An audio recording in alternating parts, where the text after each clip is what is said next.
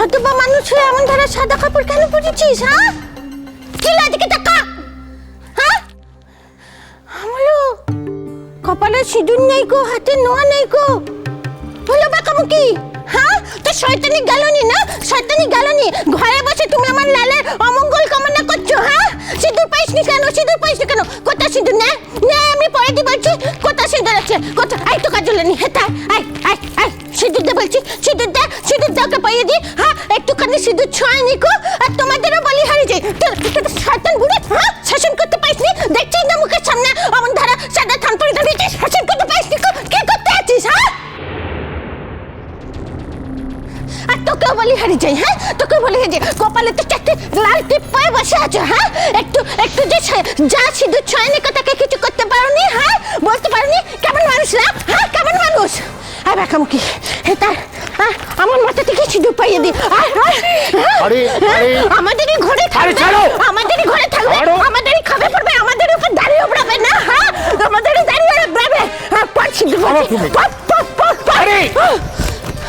আমাকে কেন বকতেছিস? হ্যাঁ, কেন বকতেছিস আমাকে? বলো, কেন বকতেছিস আমাকে? দেখতে পাচ্ছ না কেমন কেমন কেমন সাদবা মানুষের সাদা থান পরে দাঁড়িয়েছে? ওকে কিছু বলতে পারছো না, আমাকে বকতেছ না? Sorry sorry, very sorry. I I, পর সিঁদুর, হ্যাঁ তাই আয় বলতেছি, আয়।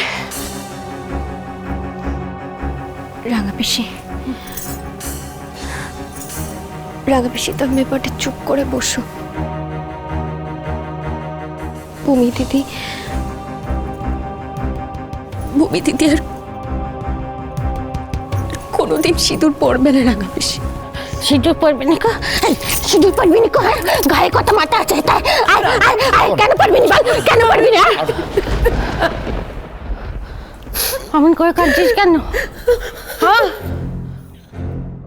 অমন করে কাঁদছিস কেন? হ্যাঁ,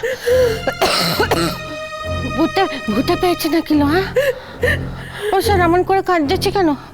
হ্যাঁ, এমন ধারা সাজগোজ করেছিস। হ্যাঁ, সিঁদুর পাইসনি কো, ওই জন্য তো বাপু বকেছিস।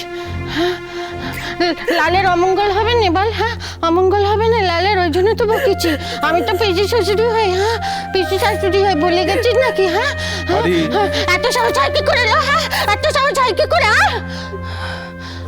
পারি, তুমি অনেক বড় হয়েছো, তোমার অনেক বুদ্ধি হয়েছে। কখন একটি মেয়ে তার স্মৃতি থেকে সিঁদুর মুছে দেয়ার সাদা থান পরে ঘুরে বেড়ায়, তুমি জানো না?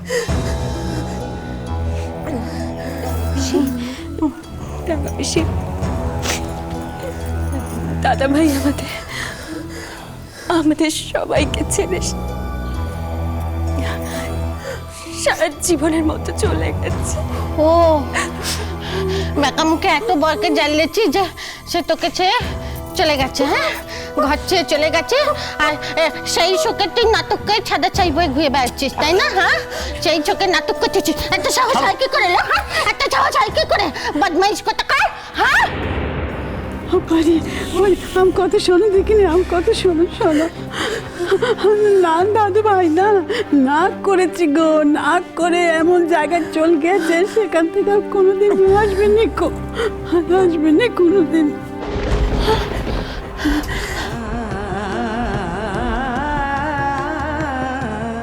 কি? হ্যাঁ, ও স্যার কি কি কি বলতেছে মা? হ্যাঁ, কি বলতেছে গো স্যার? হ্যাঁ,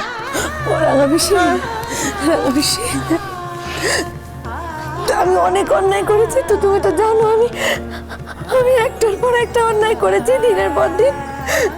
তোমার লাল কুমার আমাকে চিরকালের মতো শাস্তি দিয়ে চলে গেছে।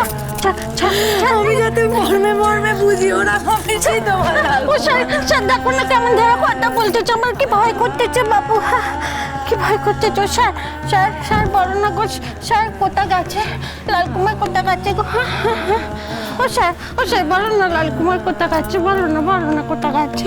কোথা বেড়াতে গেছে বলো না? লাল আকাশের তারা হয়ে গেছে পারি, সে আর কখনো আমাদের কাছে ফিরে আসবে না।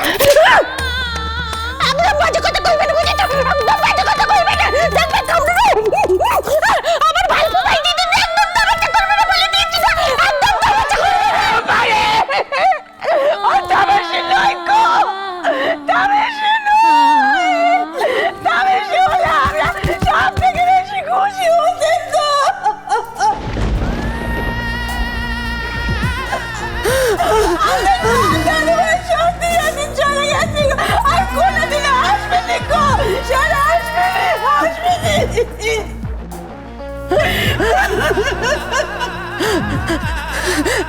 রাঙাবিশি, রাঙাবিশি, তোমার লাল কুমার আর আসবে না। রাঙাবিশি, তোমার লাল কুমার তোমাদেরকে চিরে দিয়ে চিরকালের মতো চলে গেছে। রাঙাবিশি, তোমার বেগামুখীকে ছেড়ে দিয়ে লাল কুমার চলে গেছে। রাঙাবিশি, তোমার লাল কুমার যে আর আসবে না। রাঙাবিশি,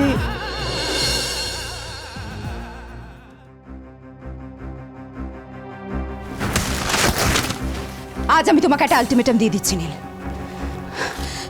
কাল থেকে কাজল এ বাড়িতে থাকবে না।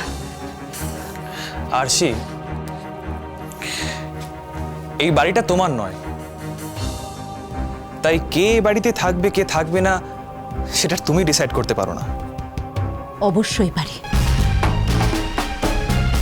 এই শোনো, বাড়িটা আমার নাও হতে পারে, কিন্তু যেহেতু আমি এই বাড়িতে থাকি আর আমি তোমার বিবাহিত স্ত্রী, সেই কারণে আমি এই সিদ্ধান্তটা নিতেই পারি যে আমি আমার বরের পুরনো বউয়ের সঙ্গে একই বাড়িতে থাকতে পারবো না। থেকো না, আমরা তো কেউ তোমাকে এখানে জোর করে থাকতে বলিনি। তার মানে? তার মানে আবার কি? তার মানে কিছুই না। মানে তোমার যদি এই বাড়িতে থাকতে পছন্দ না হয় তাহলে তুমি নিজের বাড়িতে ফিরে যেতে পারো। এই কি বলছো কি তুমি? হ্যাঁ, কি বলছো উল্টোপাল্টা কথা? বাহ, চমৎকার। একদিন গাড়িতে লিফট দিয়ে আর একদিন নাচে স্কুলে পৌঁছে দিয়ে তোমার এত, হ্যাঁ? আরশি, বারবার এক কথা বলো না, আমার শুনতে ভালো লাগছে না। ভালো আমারও লাগে না নীল, আর সেই কারণেই আমি চিরদিনের মতো সবকিছু শেষ করে দিতে চাই, কিন্তু টেনে তুমি রেখেছো, আমি নই। শুরুটা যখন তোমার হাত দিয়ে হয়নি তখন শেষটাও তুমি করতে পারো না আরশি।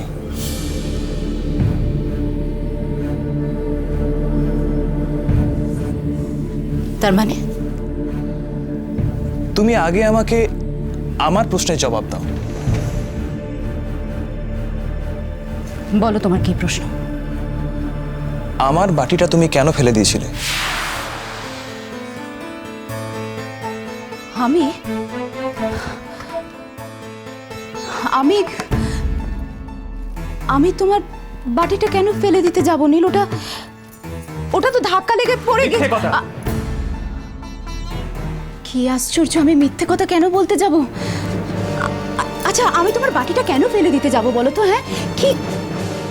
আচ্ছা ঠিক আছে, ঠিক আছে, একটা বিষয় ভাবার চেষ্টা করো। দেখো দেখো, তোমার মা তো রান্নাটা করেছিল আর একই জায়গা থেকে সেই খাবারগুলো ডিস্ট্রিবিউট করা হয়েছিল, তাহলে তোমার বাটিতে কি এমন থাকতে পারে যার জন্য আমি বাটিটা ধাক্কা দিয়ে ফেলে দেবো নীল? কি থাকতে পারে সেটা তো আমার জানার কথা নয়, সেটা তো তোমার জানার কথা। আর এটা যখন নিশ্চিত যে ওই বাটিটা কাজলের জন্য নির্দিষ্ট করা হয়েছিল, সেটা ভুল করে আমি তুলে নিয়েছি, তখন এটা নিশ্চিত যে ওই বাটিতে এমন কিছু ছিল যাতে কাজলের চরম ক্ষতি হয়ে যেতে পারত। তুমি বাজে কথা বলছো। না, আমি বাজে কথা বলছি না আরশি, আর আমি যে বাজে কথা বলছি না সেটা প্রমাণ হয়ে যাবে। প্রমাণ? কি বলছো তুমি? প্রমাণের কি আছে? প্রমাণের কিছু নেই নীল। প্রমাণের কিছু আছে কিনা সেটা তো সময় বলবে আরশি। শুনে এসব বাজে কথা বলতে আমার ভালো লাগছে না, আমার শুনতে ভালো লাগছে না। তুমি আমার দিকে তাকাও, আমার দিকে তাকাও। তুমি আমাকে একটা সত্যি কথা বলো তো, তুমি এতগুলো দিন আমার সঙ্গে যা যা করেছো সব অভিনয় করেছো? এখনো বুঝতে পারছো না?